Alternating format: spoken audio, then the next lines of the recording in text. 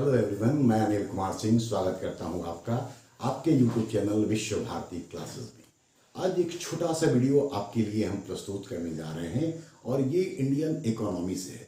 और Indian economy में budget जो होता है ये बड़ा ही महत्वपूर्ण सेक्शन है। बजट क्या है ये आप सब जानते हैं, लेकिन हम फिर भी आपको बता दें कि बजट का मतलब सरकार के आगामी वित्तीय वर्ष का आय व्यय का लेखा जोखा से संबंधित दस्तावेज।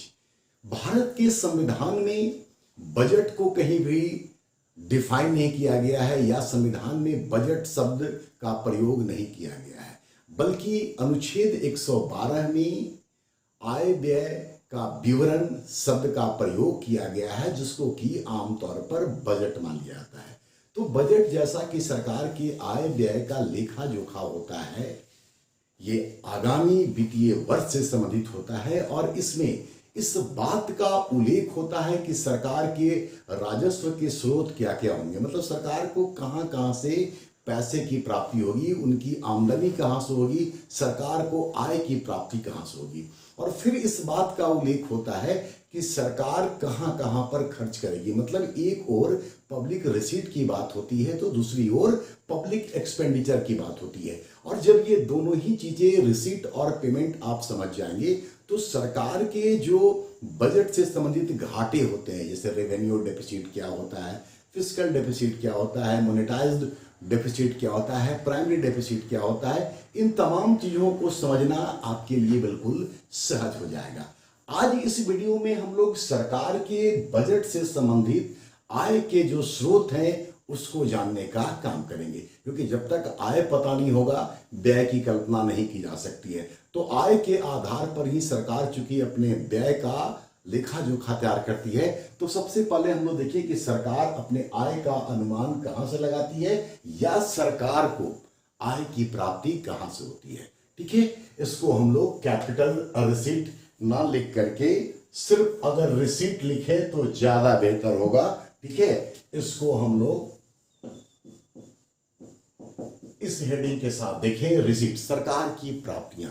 तो सरकार को जो आय की प्राप्ति होती है उसके दो स्रोत हैं, एक है रेवेन्यू रिसीट मतलब कि राजस्व प्राप्तियां, और दूसरा है कैपिटल रिसीट मतलब कि पूंजीगत प्राप्तियां।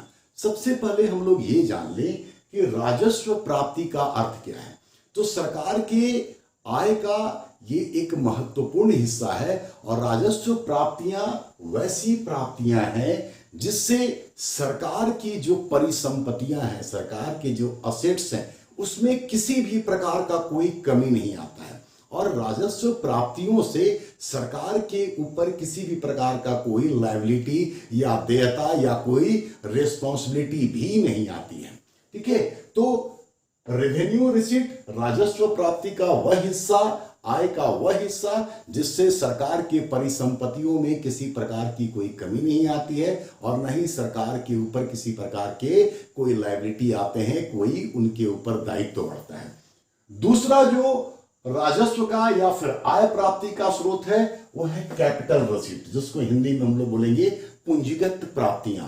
पूंजीगत प्राप्तियां जो है इससे सरकार की जो परिसंपत्तियां हैं, उसके जो असेट्स हैं उसमें कमी आएगी, उसमें डेप्रिसिएशन होगा, उसमें ह्रास होगा और इसके साथ ही सरकार के ऊपर जो लायबिलिटी है, सरकार की जो देयता है, सरकार की जो रिस्पॉन्सिबिलिटी है वो भी बढ़ेगी। ठीक है, इसको भी समझेंगे हम लोग कैसे रिस्पॉन्सिबिलिटी बढ़ेगा, कैसे नहीं बढ़ेगा। रेवेन्यू रिसीट को फर्दर हम लोग दो भाग में बांटते हैं, टैक्स रेवेन्यू मतलब कि कर राजस्व और नॉन टैक्स रेवेन्यू मतलब कि गैर कर राजस्व। हम सब जानते हैं कि सरकार जो है विभिन्न प्रकार के टैक्स आम नागरिकों से वसूलने का काम करती है। अगर हम और आप सरकार को कर का भुगतान करते हैं, जो कि सरकार के लिटरली आर्थिक गतिविधियों का प्रतिफल होता है, उसका रिजल्ट होता है, तो अगर हम और आप सरकार को टैक्स देंगे तो सरकार के असेट्स में न तो कमी आएगी बल्कि वृद्धि होगा और न ही सरकार के ऊपर किसी प्रकार का कोई अनावश्यक लायबिलिटी आएगा।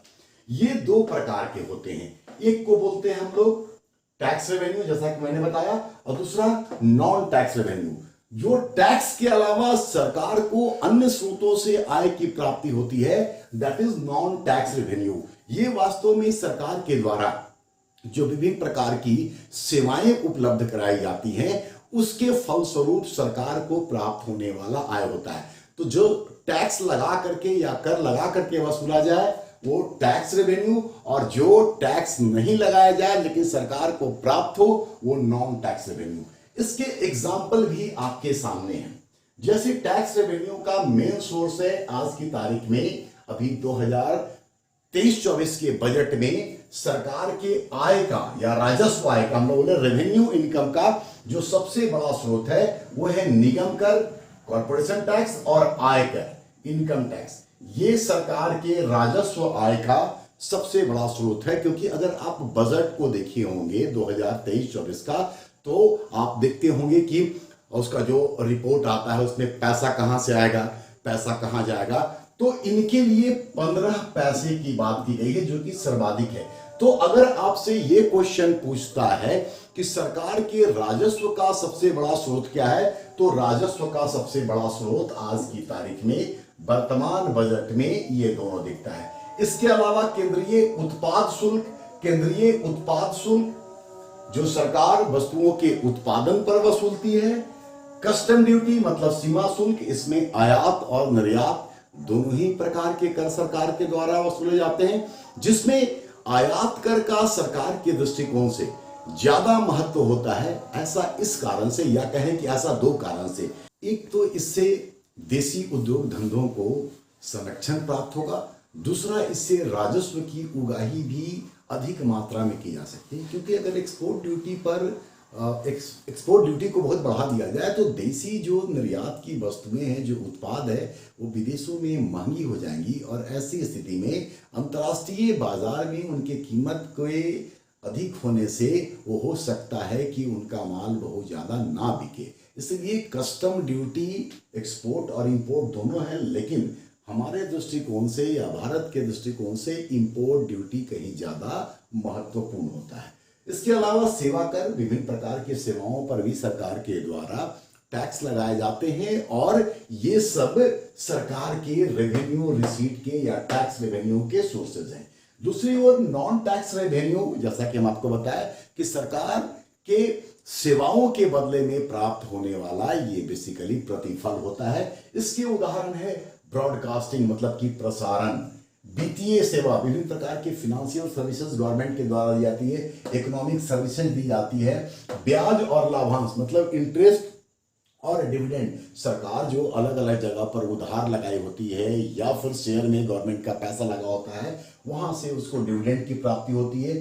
विभिन्न प्रकार के सरकार के द्वारा शुल्क लगाए जाते हैं, फाइन या जुर्माना लगाया जाता है। जैसे शुल्क का बात करें तो लाइसेंस फी, ठीक है, ये भी इसी का प्रकार है। टकसाल मतलब जहां सिक्कों की ढलाई होती है, उसके डिस्ट्रीब्यूशन के लिए भी, उसके ढलाई के लिए भी सरकार को राजस्व की प्राप्ति होती है। अफीम का उत्पादन के लिए भी सरकार को फी देना होता है। इसके अलावा लाभ और लाभांश पहले भी हम लिख चुके हैं शायद, ठीक है। तो ये तमाम चीजें सरकार को। इसके अलावा अगर नॉन टैक्स रेवेन्यू में हम लोग देखें तो विदेशों से या अंतर्राष्ट्रीय संगठनों से सरकार को जो सहायता या अनुदान प्राप्त होती है, ये भी नॉन टैक्स रेवेन्यू में आएगा।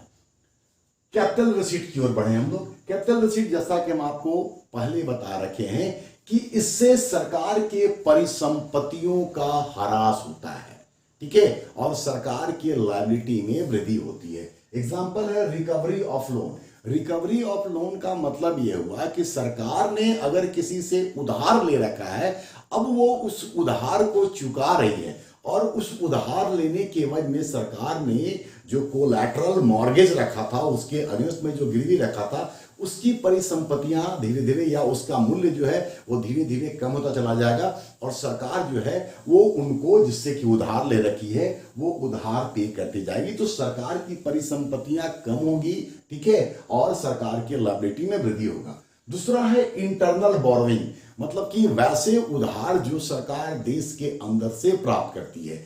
इसके जो मुख्य स्रोत है वो है कॉमर्शियल बैंक, और साथ ही जो फिनेंशियल इंस्टीट्यूशंस हैं उससे भी सरकार के द्वारा उधार लिया जाता है। जाहिर सा बात है कि सरकार अगर उधार ले रही है तो उसके एवज में उसको ब्याज वगैरह का नुकसान करना होगा, मतलब चुकाना पड़ेगा। और ये सरकार की परिसंपत्तियों को कहीं ना कहीं कम करने का काम करेगा, और इसको चुकाना है तो सरकार के लायबिलिटी में भी वृद्धि होगी। ठीक है। इसके अलावा है डिसइन्वेस्टमेंट।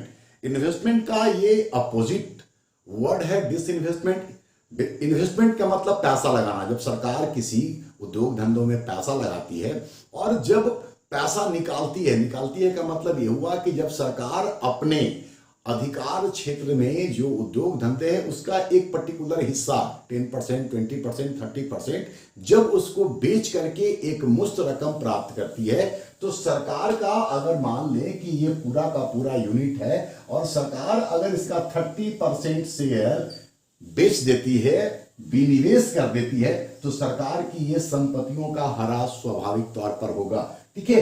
तो ये जो है ये सरकार के कैपिटल रिसीट के स्रोत हैं, लेकिन ये अल्टीमेटली सरकार के ऊपर बोझ बनाने का काम करते हैं या बोझ बढ़ाते हैं, सरकार के उत्तरदायित्व को बढ़ाने का काम करते हैं। यहां हम लोगों ने ये देखा कि सरकार के राजस्व का या राजस्व आय का सबसे बड़ा स्रोत कॉर्पोरेशन टैक्स और इनकम टैक्स है, जबकि ओवरऑल सरकार की आय का सबसे बड़ा स्रोत होता है इंटरनल बोरोइंग, आंतरिक उधारियां। ये सरकार का ओवरऑल आय के दृष्टिकोण से अगर हम लोग बात करें तो ये सरकार की आय का सबसे बड़ा स्रोत होता है।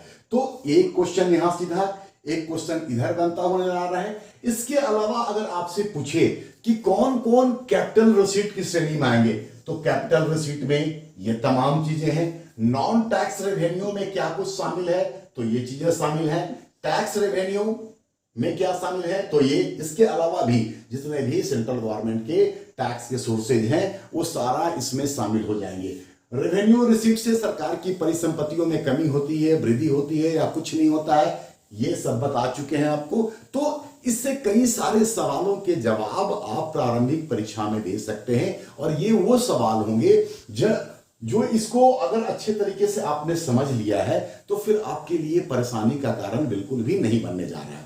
इसके अलावा हम शुरुआत में बताए थे कि एक और सरकार का रिसीट है, दूसरी ओर सरकार का जो खर्च है, एक्सपेंडिचर है।